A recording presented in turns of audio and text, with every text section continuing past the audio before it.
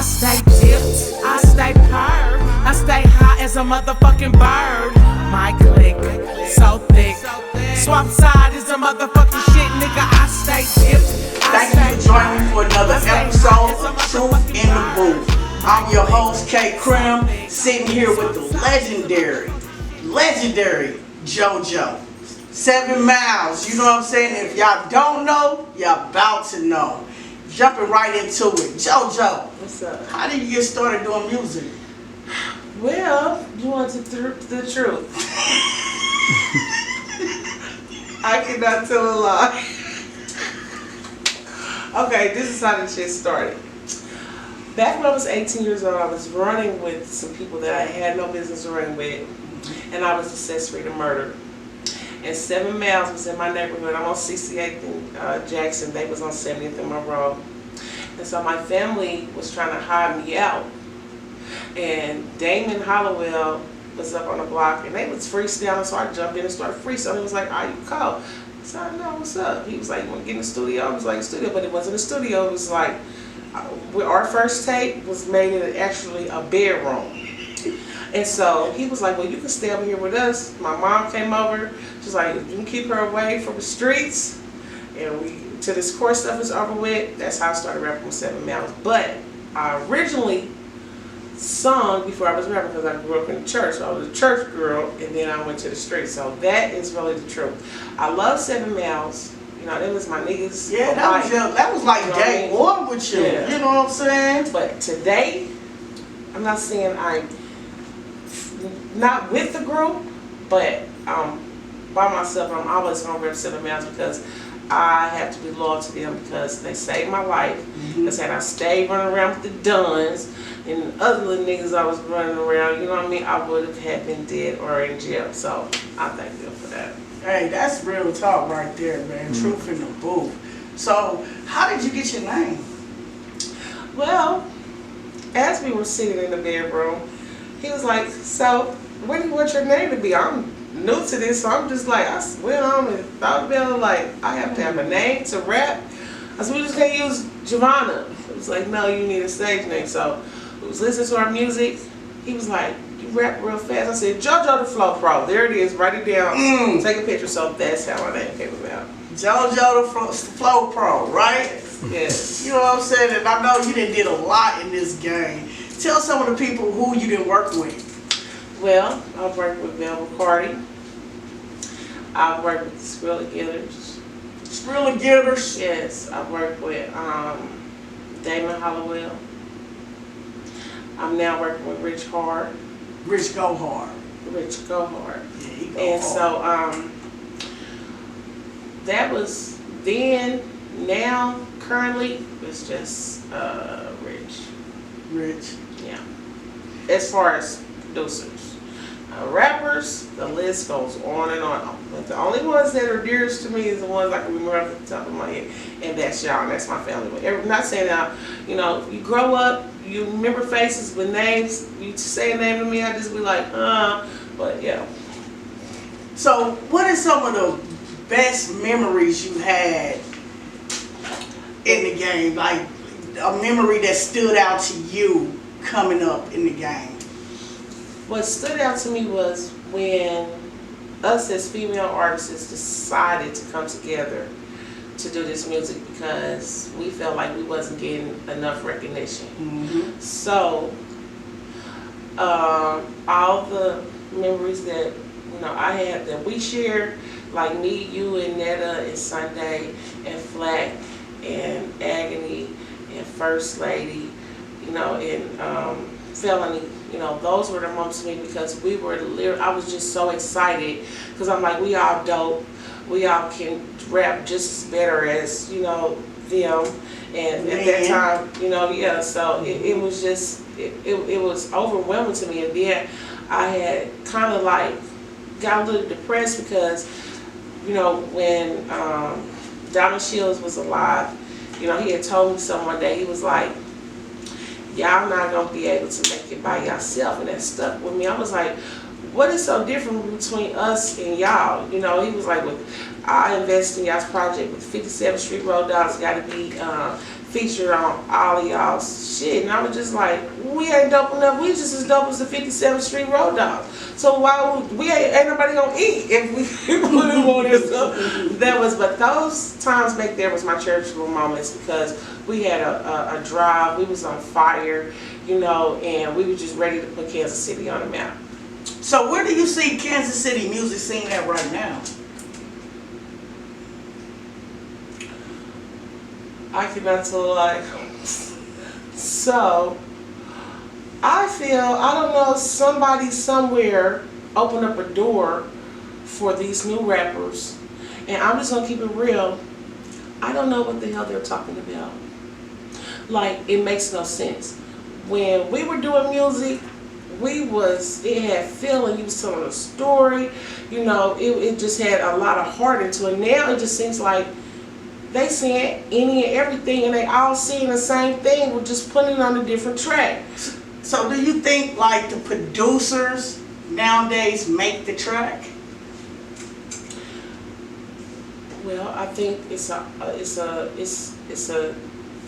teamwork effort, because you can have a dope track and then you can have shitty lyrics. Right.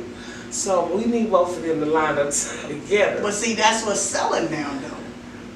Like I said, somebody opened up the door for somebody, and then somebody fucked the game up. So I just feel like, you know, if you get a producer and an artist that's on the same accord, and then some of these producers, I just think they're just wanting their money, which that's the game. You know, you're not telling like, hey, this is crappy. And I'll be saying like, why are y'all playing this on the radio? Is this what y'all doing? So I'm just like, do I have to camouflage with them, or do I stay unique? Well, I'm just like, I gotta stay unique because that's where I made it and how I am where I'm at today. Exactly. But I just think that somebody needs to tell these people that go back home and start over, because, you know, it's when me, for myself, when I do music, I put my passion, my all into it.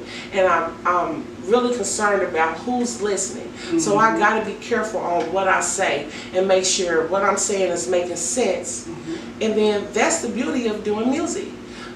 If you just want me to throw anything on the track, hell, I'll just say any goddamn thing, because that's what they're doing. But somebody open the door, and then somebody needs to close it, and let's start all over again. And I think that Kansas City, not saying that the East Coast and the West Coast, you know, they ain't got it, but we got it, baby. But we just need the right support, and we need to have unity. You gotta have unity to come together to make it happen. Right. So if you was an upcoming artist right now, what's some advice, I mean, to the upcoming artists, what's some of the advice would you like to give them? Stay focused. Accept any negativity that anybody has to give you. Go back to the drawing board. If it's not right the first time, keep hitting it until you get it right.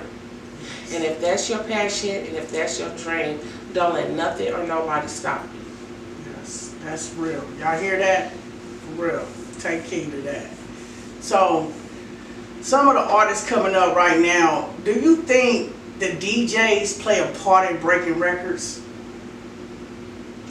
Well, yes, I do. Because in order for the people to hear it, it has to be played somewhere. You know, and that was another thing too back in the day. The DJs, y'all want to have favoritism on whose music y'all gonna play. When you got a long line of artists standing on the side of your booth, and you just want to stay focused on this one, like you didn't want to get us in or let us out there. But yeah, the DJs, yeah, because the people, the public is gonna listen to it, and we're not better at a club, you know. So yeah, they play a huge part. They play a huge part. Yes. Do you think the music that been played today plays a part in our community, like the killing, sex trafficking, yes, prostitution? Yes, I do. And only because, like, when I was little and I was listening to the music, I wanted to be like them. Like, and I grew up listening to KRS-One, Miss Melody, E40, you know, the list and go on and on, NWA. I wanted to be like them. Mm-hmm. So if you have these rappers that's not saying it's garbage, but you're sending out negative messages.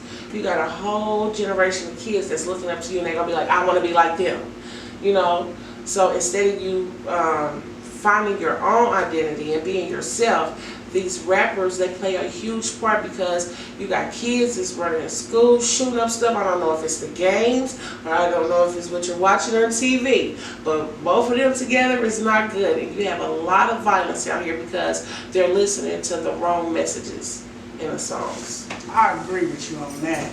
Okay. So tell people, what are some of the things that you got going on right now? Well, they done put me out of retirements. And so I am currently working on my album with Rich Hart. I'm writing on records. We got a track and a video with you and my sisters. And just this album and the next album is going to be so different because people think that I'm going to be this all gangster rapper JoJo. I've grown, I'm matured. So my music, I have children and grandchildren. So I have to write music that is on a positive kick. I sing and rap gospel. I'm going to do country music. Anything you name it, we're going to have something for them. So what's the name of the album? That is a good question. I haven't thought about it. I didn't think I need one because, you know, when we was doing, or when we first started coming out, we made our CDs and tapes, I really literally thought that, I was like, okay, Rich, when we get finished, we'll get the distributors, and we're going to throw these in the trunk. I'm about to get my people feet. He was like, they don't do that. Yeah, no, everything didn't change. Right. That didn't change. So I'm coming back with the same mentality as it was when I first started doing music. Like, this streaming thing is really really cool to me. So I'm excited because I don't know what to name it. I was going to name it Javon. You know, because I'm just going to give you what Javon's going to give you. But I had to reevaluate and was like, nah, I don't know, because like I said, I don't want to promote negative energy. Yes. I don't want children listening to me thinking that they got to be shaking their ass or sliding down a pole or any of that. I don't want that. So I'm going to carefully think about what I'm naming this because I want to make music for everybody. Oh, man. You know what? That's God sent. You know, and that God had to put that on your heart for you to come like that because that's the new trend. Right. So you want to come different. You want to give people something different to hear and to see from you. Yeah. You know what I'm saying? So who was some of the artists you like to work with? As far as like in the city or out there? Just out there. Just let's throw it out there in the ocean. You know what I'm saying? I would love to do something with E40. Water. I just love Earl. I swear to God. Hey, baby. Yes, I would love to do music with him. I would love to do music with Dr. Trey. I would love to do music with Snoop. I would love to do music with Ice Cube. I would love to do music with Mary J. Blige, Missy Elliott. Some, you know, if I could pull some of them old ones out, MC Light, you know, I would love to do music with them. So what about the new artists? You like to collab with some of them? No. And can I tell you why? Yes, please. I don't like their music. You don't like that There's music? there's nobody. J. Cole. I'm throwing a name out there for you. No. Because the only reason why I say that is because they don't keep my attention. Like, I feel like we the shit. I'm sorry. I'm our fans. Like, I listen to yours. People here, I love Kansas City music. Kansas City is the start. People used to walk hundreds and hundreds of miles from states to come here to Kansas City, Missouri, listen to music. Mm-hmm. So I just feel like the kids are the ones that have to keep me up on who's hot and who's not. And I can't even tell you because there's nobody out there that I'd be like, I want to do some music with them. I haven't heard, cannot put a track on right now and say that I want to be a part of whoever these new people is. They look like they're weirdos to me.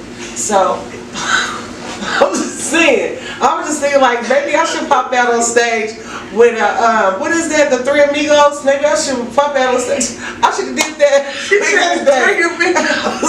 Not trying to talk about them, but I'm just saying this is stuff that they're doing is weird to me, and I can't understand most of the stuff that they're saying. I might can catch the hook, but everything else, all that, I'm like, what is all that for? I don't understand it. So I'm just different, but I mean, if God said it's so, I would do it, but Now you say you rap and sing, right? yes, And you do gospel. yes. I sing in church. Just give me a gospel song real quick.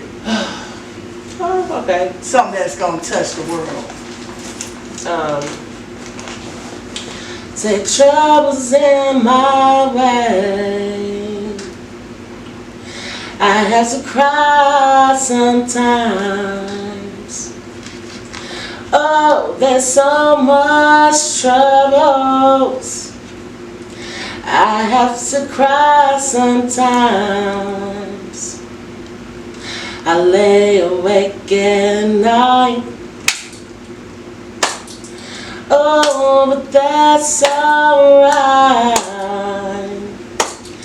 because I know that my Jesus, He will fix it after a while. Woo-hoo-hoo!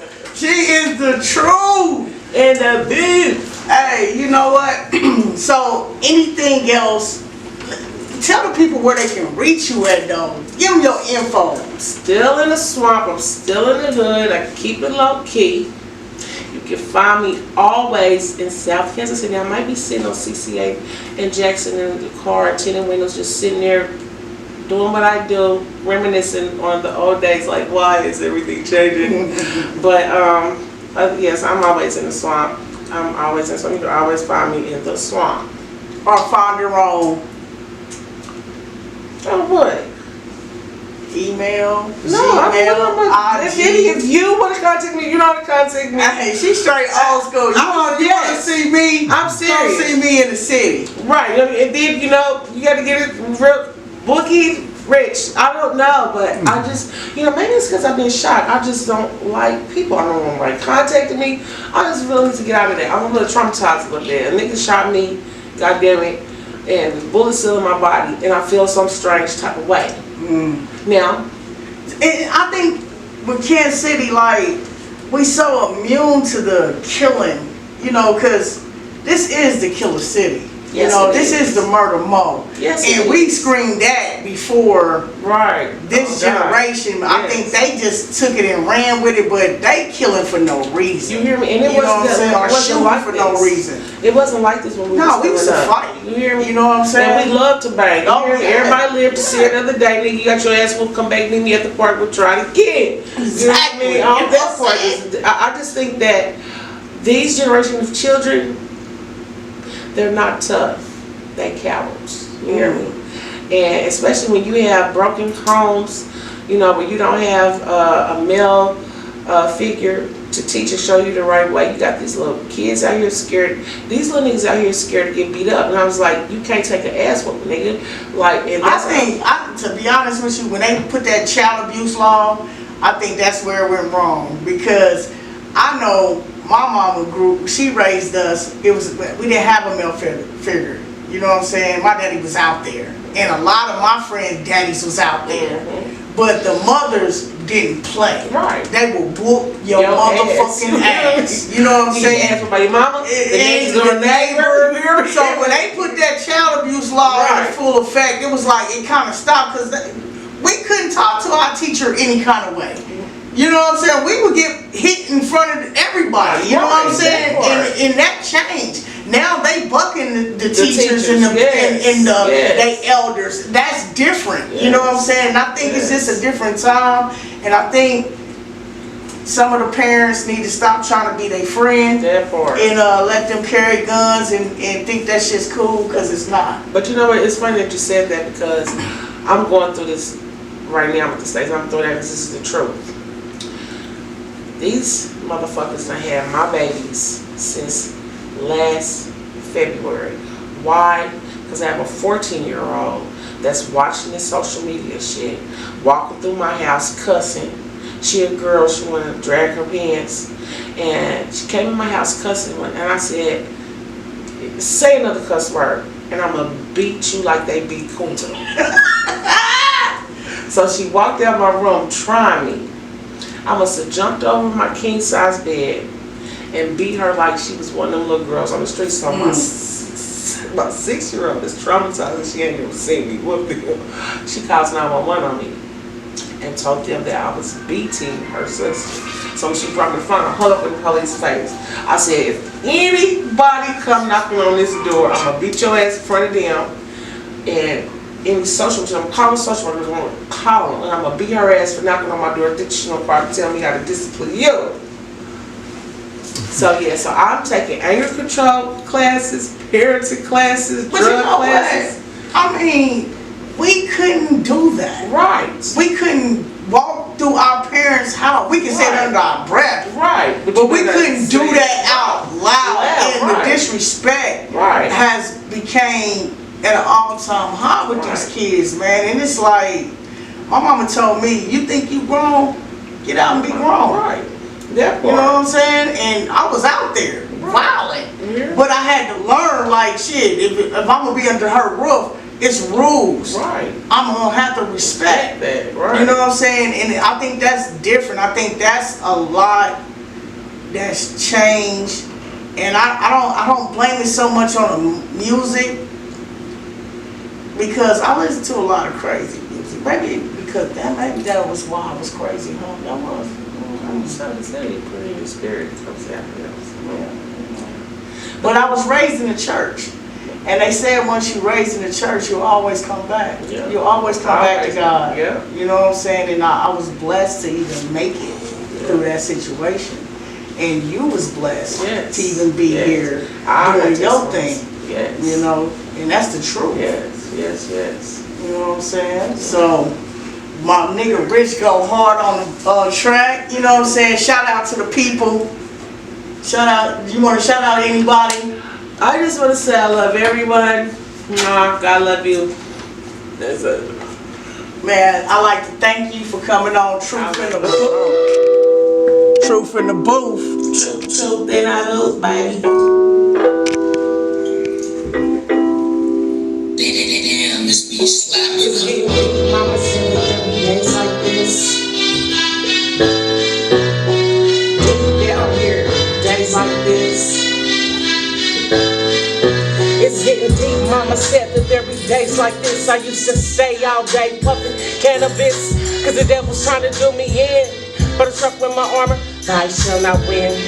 Life is so hard, you gotta learn all tricks of the trades. And I ask my Savior to forgive me for all my wicked ass ways. I'm just trying to survive out here. Trying to raise my kids, teach them to be strong out here. This world we live in is so corrupt. If you fall, you gotta get back up. And I learned that over the years while I was growing up. But when you walking down that 4-foot road, you gotta make the right decision on which way you wanna go. Life is too precious, can't be taking it for granted. This battle is mine, so I learned to let God handle it. And I'm blessed and I love my niggas, but I gotta make a change to see the gates, my nigga. Oh, truth in the booth, truth in the booth, hey. What? Joe, truth in the booth, no Joe, it's truth in the booth, hey. What? It's the truth in the booth, I'm the truth in the booth, hey.